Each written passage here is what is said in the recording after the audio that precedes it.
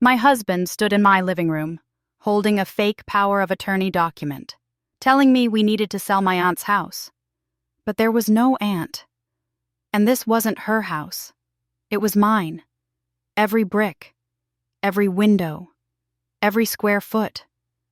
I'd bought it with my own money 3 years before I ever met him. Before we continue, please drop a comment if you've ever experienced something like this. We'd love to hear your story, and subscribe to the channel to help us grow. Let me back up and tell you how I ended up married to a man who was trying to steal my home. My name is Nia Caldwell, and I'm a 42-year-old financial analyst. I worked hard for everything I have, real hard. Growing up in Atlanta, my mama used to tell me, "Baby, make sure you can take care of yourself. Don't ever depend on a man for your roof over your head." She cleaned houses for 20 years to put me through college. I never forgot that lesson. By the time I was 39, I had saved enough to buy a beautiful 2-bedroom condo in a nice part of town. Hardwood floors, big windows with city views, underground parking. It was my dream home. I paid cash for it. No mortgage, no co-signers, just me and my hard-earned money. I loved that place. Every Sunday I'd sit on my balcony with my coffee and feel proud. This was mine. Nobody could take it from me. Then I met Darnell Washington at my girlfriend Keisha's birthday party. Darnell was fine. I'm not gonna lie. Tall, smooth talker. Had that kind of smile that made you forget your own name. He worked in real estate, or so he said. Drove a nice car, dressed well. Seemed like he had his life together. We started dating. He was charming. Took me to nice restaurants. Brought me flowers. Called when he said he would. After 6 months, he started talking about marriage. I was hesitant at first. My mama's voice was always in my head. But Darnell seemed different. He seemed genuine. "Nia, I want to build a life with you," he'd say. "I want us to be a team." I wanted to believe him. I really did. But here's the thing. Something in my gut told me to be careful. Maybe it was my mama's training. Maybe it was just instinct. So when Darnell started asking questions about where I lived, I made a decision. I told him I was staying in my aunt's condo while she was in a nursing home. I said my aunt had dementia and didn't even remember she owned the place anymore. It was a lie, a complete lie. But something made me do it. Darnell believed me. He moved in after we got engaged. Never questioned it. His mama, Gloria, would come visit sometimes. She was one of those church ladies who smiled in your face, but you could tell she was always calculating something behind those eyes. She wore big hats on Sundays and quoted scripture, but there was something cold about her. "This is a nice place," Gloria said the first time she visited. She walked through every room like she was appraising it. "Your aunt must have good taste." "She does," I said, keeping my face neutral. We got married on a Saturday in June. Small ceremony at my church. Keisha was my maid of honor. She pulled me aside before I walked down the aisle. "You sure about this, Nia?" she whispered. "Something about him doesn't sit right with me." "I'm sure," I said. But my hands were shaking when I held my bouquet. The first month of marriage was fine, normal. We cooked together, watched movies. He went to work. I went to work. It felt like regular married life. Then things started to change. It started small. Darnell began asking questions about my aunt. "Have you talked to her lately?" he'd ask over breakfast. "Not really," I'd say. "She doesn't recognize me anymore." "That's sad," he'd say. But his eyes were too interested, too focused. Then Gloria started coming around more, every weekend, sometimes twice a week. She'd walk through the condo like she owned it. "You know, Nia," Gloria said one Sunday after church, "it's really a shame your aunt is just wasting away in that nursing home. This property could be put to better use." My stomach tightened. "What do you mean?" "Well, with her not being in her right mind and all, someone should probably be making decisions for her. Financial decisions. You know what I'm saying?" I knew exactly what she was saying. That's when Darnell brought up the power of attorney. We were sitting on the couch watching TV when he turned to me with this serious look on his face. "Baby, I've been thinking," he said. "We should probably get power of attorney over your aunt's affairs. That way we can manage this property properly. Maybe even sell it and use the money to get our own place. Start fresh." My blood ran cold. "Sell it?" "Yeah. I mean, she's not using it. We could get good money for a place like this. Then we could buy something that's really ours. Build our future together." There it was, the truth coming out like poison from a snake's mouth. But that wasn't even the worst part. I started paying attention, really paying attention. I noticed Darnell making phone calls in the other room, hushed conversations. He'd close doors when I came near. Gloria would call and they'd talk in low voices. One night, I couldn't sleep. Darnell was snoring next to me. His phone was on the nightstand. I'd never gone through his phone before, never had a reason to. But something told me I needed to look. I picked it up. His passcode was easy. His mama's birthday. The first thing I saw was a text message to Gloria. "She's still not signing the POA. We need to push harder. Time is running out." My hands started shaking. I scrolled up. There were more messages. Lots more. "This one is taking longer than the last two." The last two? What did that mean? I kept scrolling. Then I found it. A group chat. Darnell, Gloria, and someone named Ray. They were talking about me like I was a business transaction. "Once we get the POA, we sell fast, split the money 3 ways, then I file for divorce." My heart stopped. I couldn't breathe. I read more messages. They went back months, before we were even married. "This Nia woman owns that condo outright. No mortgage. Worth at least $400,000. Easy target?" Easy target. That's what I was to them. I found photos, screenshots of property records. They'd researched me. But the records showed the condo under a trust name, not my personal name. They didn't know I was the owner. They really believed the aunt story. Then I found something else, a PDF file. It was labeled Previous Deals. I opened it. My stomach turned. It was a notebook, a digital copy of a handwritten notebook. Page after page of names, women's names. Next to each name was an address, a property value, and a date. There were notes about each woman, their jobs, their families, how they met Darnell, how long it took to close the deal. There were 4 names before mine, 4 women he had done this to. Next to each name was a final note. Divorced, assets liquidated, profit, Ekas. This wasn't just a scam. This was his business. This was what he did. He married women, convinced them to sign over property or financial control, then took everything and ran. And his mama was his partner. I wanted to scream. I wanted to shake him awake and curse him out. But I didn't. Because my mama didn't raise no fool. If they wanted to play games, I was gonna play too. But I was gonna win. I took pictures of everything on his phone. Every text. Every photo. That entire notebook. I sent them all to my email. Then I deleted the sent messages from his phone so he wouldn't know. The next morning, I acted normal. Made breakfast. Kissed him goodbye. Went to work like nothing was wrong. But everything had changed. At lunch, I called Keisha. "Girl, I need your help," I said. "And I need you not to ask questions yet. Can you recommend a private investigator?" Keisha worked in law enforcement. She knew people. "Nia, what's going on?"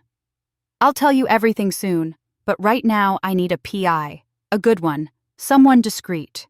She gave me a name. DeAndre Thompson. Said he was the best in the city. I called him that afternoon. We met at a coffee shop after work. I showed him everything. The texts, the photos, the notebook with the other women's names. DeAndre was a big man with kind eyes. He looked at my phone and shook his head. "Ma'am, this is serious. This is fraud. This is criminal." "I know," I said. "And I want to make sure they pay for it, but I need proof, real proof, evidence that will hold up in court." "What do you need me to do?" "Find those other women, the ones in the notebook. Get their stories. Get them to talk. I need witnesses." DeAndre nodded. "I can do that. But you need to be careful. If they suspect, They won't," I said. "I'm going to keep playing the role. Keep pretending I'm the easy target they think I am. Let them think they're winning. But while they're scheming, I'm building a case." That week, Darnell and Gloria turned up the pressure. Every day, Darnell would bring up the power of attorney. Every day, I'd make excuses. "I need to think about it. I'm not sure my aunt would want that. Let me talk to her doctors first." This made them frustrated. I could see it in their eyes. Gloria started getting pushy, almost aggressive. "Nia, baby," she said one evening when she came over for dinner, "you need to think about your future with my son. This property is just sitting here. If you really love Darnell, you'll do what's best for your family." She said, "Your family," like I was already part of hers, like I belonged to them. I smiled sweetly. "You're right, Gloria. I'll sign the papers this week." Darnell's face lit up. "Really?" "Really," I lied. "Let me just get everything organized first." That night, after they left, I got a call from DeAndre. "Nia, I found the first woman. Her name is Rochelle Hayes. She lives 2 hours away. And she's willing to talk. When can we meet her?" "Tomorrow." "Can you get away?" I could. I would. I told Darnell I had a work conference, left early Saturday morning, drove 2 hours to meet a woman I'd never seen before. A woman who had the same story as me. Rochelle Hayes was sitting in a diner when I arrived. She was pretty, looked tired, looked like life had beaten her down. She looked at me with sad eyes. "He got you too?" I nodded, sat down across from her. "Tell me everything." And she did. She told me how Darnell had swept her off her feet, how he'd convinced her to put his name on her house deed, how he'd divorced her 6 months later and taken half of everything, how she'd tried to press charges but didn't have enough proof, how the police said it was a civil matter. "I lost my house," she said, tears in her eyes. "My grandmother left me that house, and he took it. Him and his mama. They're evil, Nia. Pure evil." I reached across the table and held her hand. "Not this time. This time, we're gonna stop them." By the end of that weekend, DeAndre had found 2 more women. Same story. Different cities. Different properties. But always the same con. Always Darnell and Gloria working together. I had my witnesses. I had my proof. Now I just needed to set the trap. Monday morning, I called a lawyer. Not just any lawyer. Candace Freeman. She was one of the best divorce attorneys in the state. She was also a black woman who didn't play games. I walked into her office and laid everything on her desk. The texts, the notebook, the witness statements. Candace looked at everything. Then she looked at me. "Girl, you are sitting on a goldmine of evidence.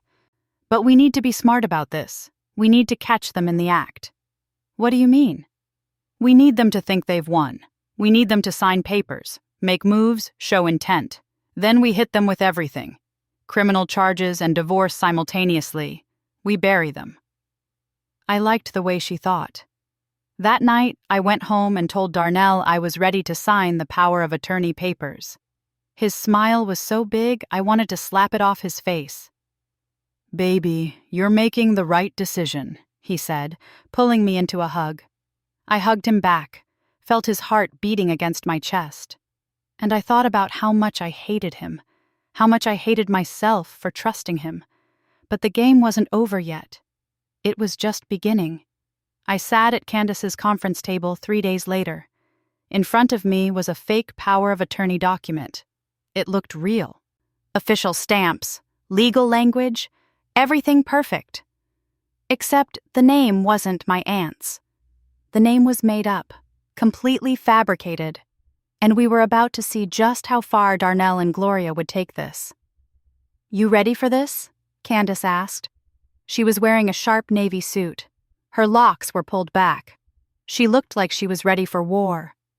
"I'm ready," I said, but my hands were shaking. "Remember, once you give them this document, they're gonna move fast. They think they're about to get $400,000. We need to let them make their moves, let them show their intent. That's when we strike." I nodded, took the fake papers, went home. That evening, I told Darnell I'd gotten the power of attorney notarized. The look on his face, pure greed. His eyes lit up like it was Christmas morning. "Let me see it," he said, reaching for the papers. I handed them over, watched him read through every line. He was trying to act calm, but I could see his hands trembling with excitement. "This is good, baby. This is real good. You did the right thing." He immediately called his mama, put her on speakerphone. "Ma, she signed it. We got it." Gloria's voice came through the phone, high and excited. "Praise the Lord, finally, bring it over here. We need to get moving on this." "Moving on what?" I asked, playing dumb. Darnell looked at me with this fake, gentle smile. "We just need to start the process of listing the property, baby. Get it ready for sale, so we can start our new life together." Our new life. He really thought I was that stupid. "Okay," I said sweetly.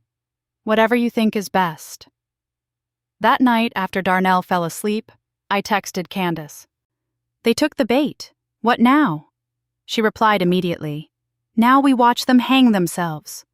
The next morning, Darnell left early, said he had meetings. I knew where he was really going. He was going to see his mama, to plan their next move. I called DeAndre. "I need you to follow him today. Document everything. Everyone he meets. Every place he goes."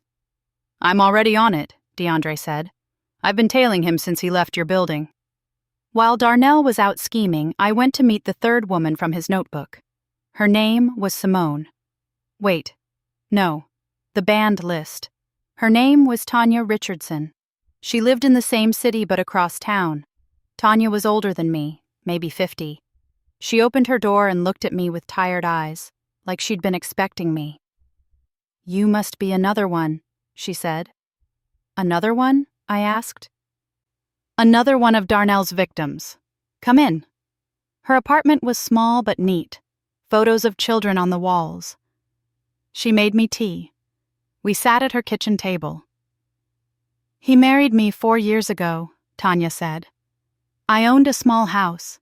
Nothing fancy, but it was paid off. My late husband left it to me. Darnell was so charming, so sweet. Made me feel young again. Said he wanted to take care of me." "What happened?" "6 months after we got married, he said we should sell the house. Said we could get something bigger. Together. I trusted him. I put his name on the deed. Then one day I came home from work and he was gone. The house was in foreclosure. He'd taken out a second mortgage without telling me and disappeared with the money, him and Gloria." My chest tightened. "I'm so sorry." "Don't be sorry. Just stop them. Please. I lost everything. My house, my savings, my dignity. I tried to press charges, but the police said it was a civil matter, said I gave him permission to be on the deed. I couldn't prove fraud." "I can prove it," I said. I showed her the notebook, the texts, everything. Tanya's eyes filled with tears. "You got him. You really got him." "Not yet," I said. "But I will. And I need your help. I need you to testify. I need you to tell your story in court."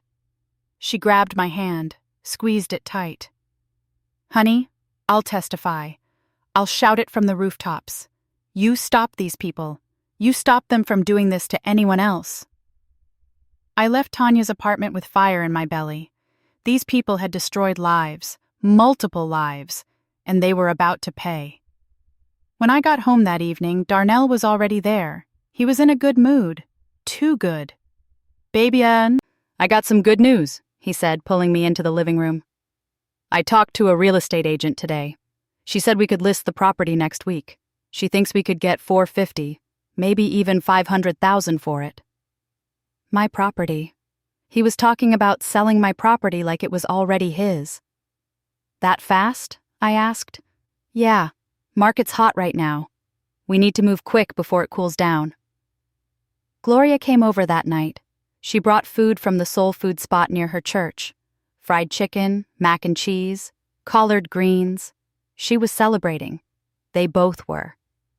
"This is a blessing," Gloria said, biting into a chicken wing. "God is good. He's making a way for y'all." God, she was really bringing God into this, like the Lord was blessing their fraud. I sat there eating, watching them celebrate. Planning how they were going to spend my money that they thought belonged to some made-up aunt.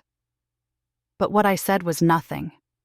What they didn't know was DeAndre had been following Darnell all day. He'd photographed him meeting with the real estate agent, meeting with someone who looked like a lawyer, going to the bank, every move documented. That weekend, things escalated. Darnell brought home papers, real estate listing papers. He wanted me to sign them.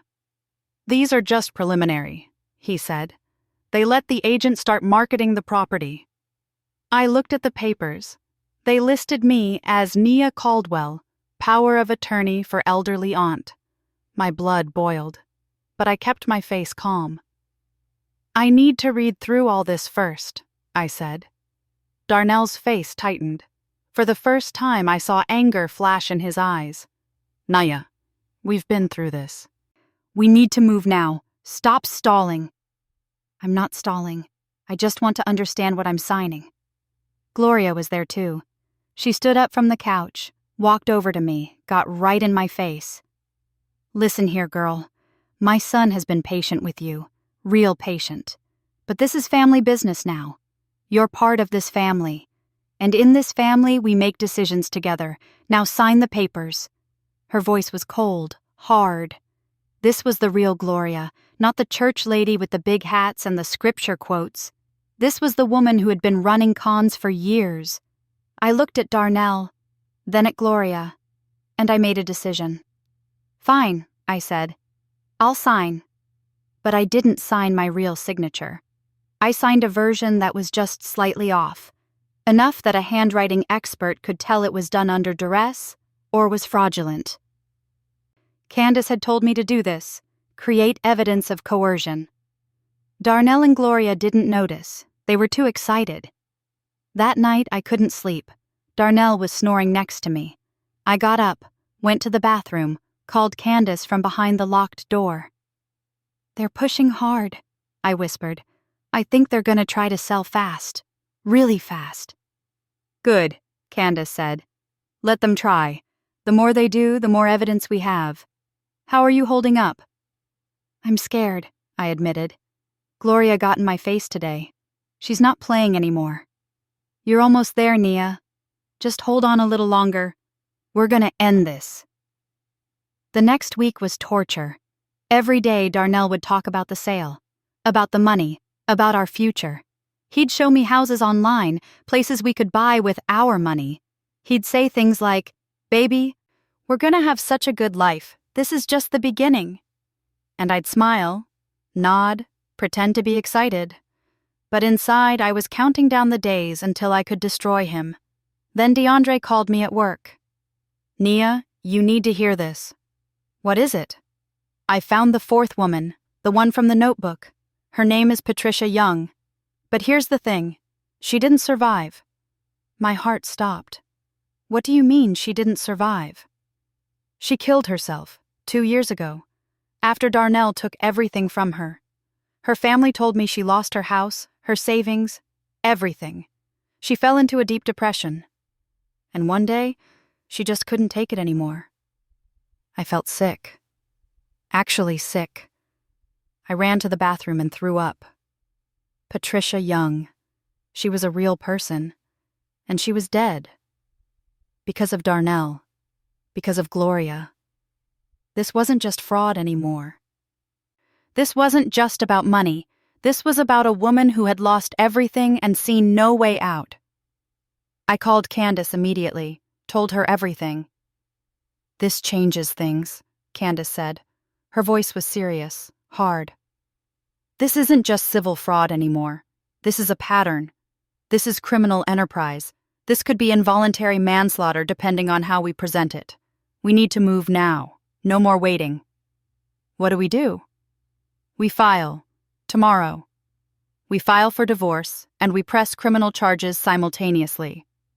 I'll contact the district attorney's office tonight. We have enough evidence. We have witness testimony. We have the notebook. We have the texts. And now we have a death connected to their pattern of behavior." That night, I went home and looked at Darnell. Really looked at him. He was sitting on my couch, in my condo, watching my TV, planning to steal everything from me.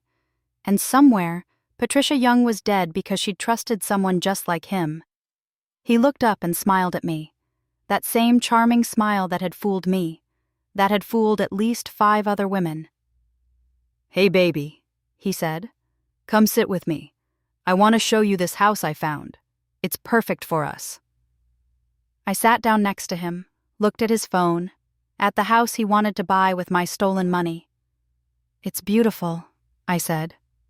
"It will be ours soon," he said, kissing my forehead. But what he didn't know was that I'd just texted Candace. "Do it. File everything tomorrow." The next morning, I left for work early. Told Darnell I had meetings all day. Instead, I went to Candace's office. We filed divorce papers. Then we went to the police station. Detective Curtis Jackson sat across from us. He was a big man with gray in his beard. He'd been on the force for 25 years. Candace laid out everything, every document, every photo, every witness statement, the notebook, the texts, Patricia Young's death certificate. Detective Jackson looked at everything. Then he looked at me. "Ma'am, this is one of the most well-documented fraud cases I've ever seen. How did you manage to gather all this?" "I paid attention," I said. "And I didn't let them know I knew." "Smart woman," he said. "Real smart. We're going to issue arrest warrants today, for both of them." "Both?" I asked. "Your husband and his mother. This is conspiracy to commit fraud, grand larceny, forgery. They're looking at serious time." I felt something release in my chest. Relief, fear, anger, all at once. "When?" I asked. "Tonight. We'll pick them up tonight.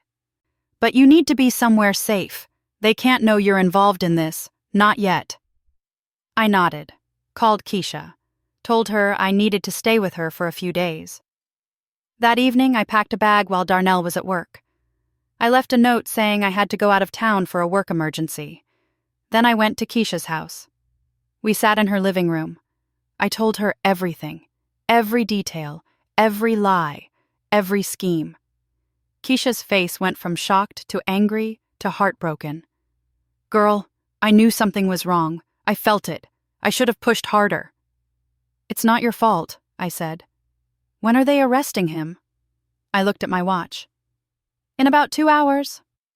We sat there, waiting, watching the clock. Then my phone rang. It was Detective Jackson. "Ms. Caldwell, we have them both in custody, your husband and his mother. We picked them up at your condo. They were there with a real estate agent, trying to close the sale. They were at my house, with an agent, trying to sell my property. Right now. Today." "What happens next?" I asked. "They'll be arraigned tomorrow. The DA is charging them with multiple counts of fraud, conspiracy, and attempted grand larceny. With your testimony and the other victims, we've got an airtight case." I hung up the phone, looked at Keisha, and for the first time in weeks, I cried. Really cried. "It's over," I said, but Keisha shook her head. "No, honey, it's not over yet. The real battle is about to begin." The courtroom was cold. Too cold. I sat behind Candace at the prosecution table. Across the aisle, Darnell and Gloria sat with their public defender. A young man who looked overwhelmed, like he knew he was holding a losing hand. Darnell wouldn't look at me. He stared straight ahead, jaw tight, hands clenched. But Gloria? Gloria turned around and stared right at me. Her eyes were full of hate, pure, burning hate. I didn't look away. I stared back. The judge walked in. Judge Clarice Williams, an older black woman with silver hair and reading glasses on a chain. She looked at the charges, looked at Darnell and Gloria, then looked at me. "Let's begin," she said. The prosecution went first. The assistant district attorney was a woman named Simone. No, wait, that's on the banned list. Her name was Natasha Perry. She was sharp, precise. She laid out the case like she was building a house, one brick at a time. She showed the fake power of attorney document, explained how Darnell and Gloria had tried to sell property they didn't own. Then she brought out the notebook. When she projected it on the screen, I heard people in the courtroom gasp. Page after page of women's names, property values, dates, profit calculations. "This wasn't a one-time mistake," Natasha said. "This was a business, a criminal enterprise, and it destroyed lives." Then the witnesses came. Rochelle Hayes went first. She walked to the stand with her head high, told her story, how Darnell had charmed her, married her, took her grandmother's house, left her with nothing. "I trusted him," Rochelle said, her voice breaking. "I loved him, and he destroyed me." Darnell's lawyer tried to cross-examine her, asked if she had willingly put Darnell's name on the deed. "I was manipulated," Rochelle said firmly. "He lied about everything, his job, his intentions, everything." Tanya Richardson went next. She was stronger than I expected. Didn't cry, just stated facts, cold, hard facts about how she'd lost her late husband's house to Darnell's scheme. Then came something I wasn't expecting. Patricia Young's sister walked into the courtroom. Her name was Denise Young. She looked like Patricia. Same eyes, same face, but alive, breathing, standing. Denise took the stand. In her hands was a letter. "My sister wrote this before she died," Denise said. "She wanted people to know what happened to her. She wanted to warn other women." Natasha entered the letter into evidence. Had Denise read it out loud? Patricia's words filled the courtroom. Words about hope, about meeting Darnell, about thinking she'd found love again after her husband died, about losing everything, about the darkness that came after. "I don't want to live in a world where people like him exist," the letter said. "I don't want to live knowing I was that stupid, that blind. I'm sorry, I'm so sorry." By the time Denise finished reading, half the courtroom was crying, including the judge. Judge Williams wiped her eyes, took a moment, then looked at Darnell with disgust. "Continue," she said to Natasha. But that wasn't even the most shocking testimony. DeAndre Thompson took the stand, explained his investigation, showed photos, timelines, surveillance footage of Darnell meeting with real estate agents, meeting with lawyers, meeting with his mother to plan their next move. Then Natasha asked him a question that made my blood freeze. "Mr. Thompson, during your investigation, did you discover how the defendants selected their victims?" "Yes," DeAndre said. "They targeted women through a specific method. They used insider information." "Explain what you mean by insider information." "They had someone feeding them details about potential victims, someone who worked in property records, someone who could identify women who owned property outright. No mortgages, no co-owners, perfect targets." My heart started racing. Someone was helping them? Someone in an official capacity? "And did you identify this person?" Natasha asked. "We did. His name is Raymond Holloway. He works for the county assessor's office. He's also Darnell Washington's cousin." The courtroom erupted.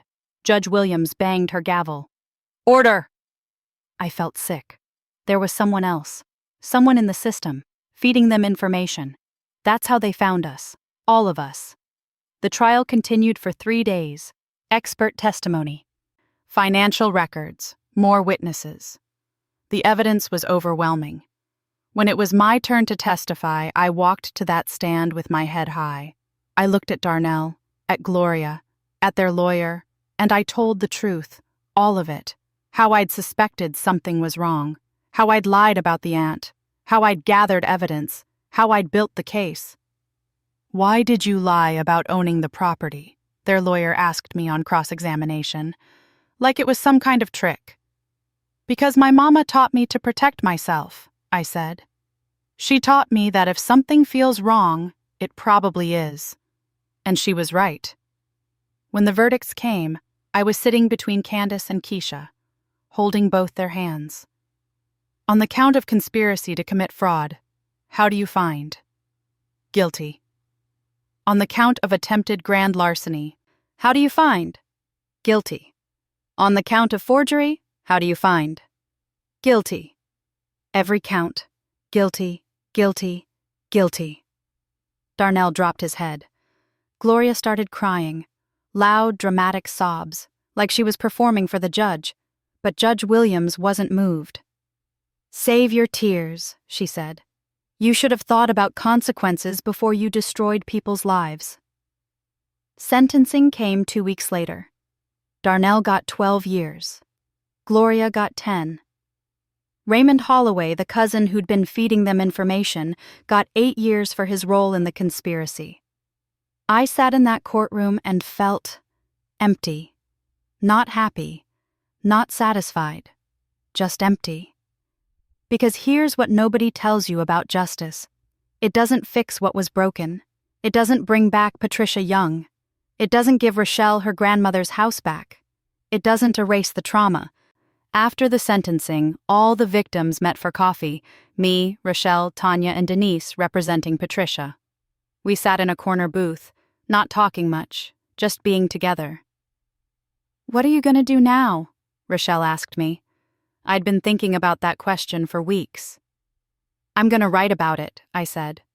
"I'm going to write a book, tell our stories, warn other women, teach them how to protect themselves." "You think people will listen?" Tanya asked. "They have to," I said. "Because this is still happening. Every day. To women who don't know any better. To women who trust too easily. To women who think love means blind faith." 6 months later, my book came out. The Con Man's Wife: How I Caught My Husband's Marriage Scam Before He Could Steal Everything. It became a bestseller, not because of me, but because thousands of women saw themselves in my story. I did interviews, went on podcasts, spoke at women's conferences, taught financial literacy classes at my church, helped other women who'd been scammed. The condo? I kept it. It was mine. Every brick, every window, every square foot. And nobody was ever going to take it from me. But what I didn't expect was the guilt. The guilt of knowing I'd saved myself, but couldn't save Patricia. The guilt of having the resources and instincts that other women didn't have. The guilt of wondering if I could have stopped Darnell earlier, before he got to Patricia, before he destroyed Tanya and Rochelle. Keisha told me that guilt wasn't mine to carry, that I'd done everything right, that I'd stopped them from hurting anyone else. But late at night, alone in my condo, I still thought about Patricia, still wondered if there was something more I could have done. Then one day, about a year after the trial, I got a letter. It was from Denise Young, Patricia's sister. Inside was a newspaper clipping. From 12 years ago, my mama's obituary. My hands started shaking as I read Denise's note. "Nia, I found this going through Patricia's things. I thought you should know. Patricia and your mother were friends. They worked together for years. Your mother helped Patricia get through her husband's death. They were close. After your mother died, Patricia stayed in touch with you through social media. She watched you succeed, watched you buy your condo. She was so proud of you. When she met Darnell, she mentioned you to him, told him about your success, your property. She didn't know what she was doing. She didn't know what he was. But that's how he found you. Through her. I'm so sorry." I read that letter 3 times, 4 times. 5 times. Patricia, my mama's friend. She'd accidentally led Darnell to me, and then she'd become his victim too. I wasn't randomly selected. This was personal, connected, a web that tied back to my own mother's friendship. I sat on my balcony that night. The city lights spread out before me, and I cried. For Patricia, for my mama, for all the ways life connects us in unexpected ways, in beautiful ways, in tragic ways. 2 years after everything, I met someone new. His name was Jamal Bennett. He was a teacher, gentle, honest, patient. On our 3rd date, I told him everything. The whole story. Darnell, Gloria, the con, the trial, everything. He listened, really listened. When I finished, he looked at me and said, "Thank you for trusting me with that. I know that wasn't easy." "I'm always going to be careful," I told him. "I'm always going to protect myself. That's not going to change." "Good," he said. "You should be careful. Everyone should be. That's not a flaw. That's wisdom." We took it slow, real slow. And eventually, I let him into my life, into my condo, into my heart. But I never stopped being careful, never stopped protecting myself, because my mama's voice was still in my head. "Baby, make sure you can take care of yourself." And I did. I do. I will. The women from the trial? We still talk. We formed a support group, meet once a month, help other victims, share resources, build each other up. Rochelle bought a new house last year. Tanya started her own business. Denise created a foundation in Patricia's name to help fraud victims. And me? I'm still in my condo, still teaching women about financial self-protection, still telling my story, still fighting. Because this is what survival looks like. Not perfect, not pretty, not without scars, but still standing, still strong, still here. That's the end of this story. If it touched your heart, please leave a like and subscribe. Have you experienced something similar? Share your story in the comments below.